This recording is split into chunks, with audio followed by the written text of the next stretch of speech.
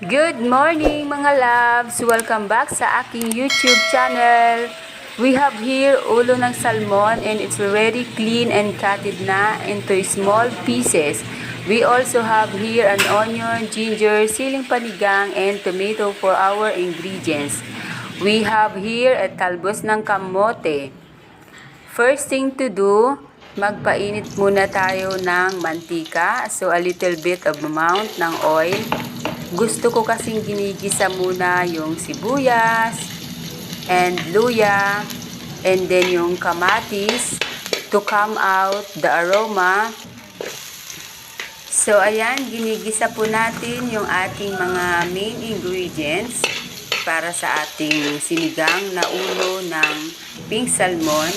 So hinalo-halo po natin yung tatlong ingredients na yan to come out the aroma. Masarap po kasi kapag ginigisa po yung ating sinigang. Mas gusto ko po yung ganon. So, ilagay na po natin yung ulo ng pink salmon.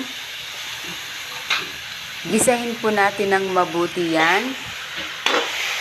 So, habang ginigisa po natin ng mabuti yung ulo ng salmon, kasama ang sibuyas, kamatis, at luya. And then, we put the water para sa ating sabaw. And then the seasoning. So, ilagay natin ng asin and with magic sarap syempre. So, ayan.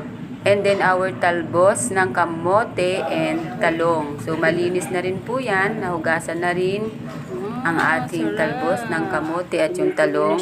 So, ayan guys. Kumukulo na yung ating niluluto together with our main ingredients. So, ilagay na natin later yung talong kasi madali lang naman po maluto yung ating pink salmon. Madali lang siyang lumambot. So, ilagay na natin yung talong and then yung ating talbos ng kamote kasi mabilis lang po siya lumambot yung ating niluluto na yan. Madali lang siyang palambutin. And then we mix it. Nilagay ko na rin yun ng ating talbos ng kamote with all the ingredients. So, halo-halo na sila dyan. And then, pakuluin ulit natin yan. Tinakpan ko ulit dyan para sabay-sabay silang maluto lahat. Kapag kumulo na siya, later on, ilalagay na natin yung ating Knorr sinigang mix with gabi. So, ilalagay na natin yan maya-maya. Ayan ang ating Knorr sinigang mix with gabi. Yan po yung ginagamit ko every time I cook the sinigang. Why sinigang na gabi ang ginagamit ko for this? Gusto kasi namin na medyo malapot yung sabaw. Kasi masarap siyang higupin pag malapot-lapot.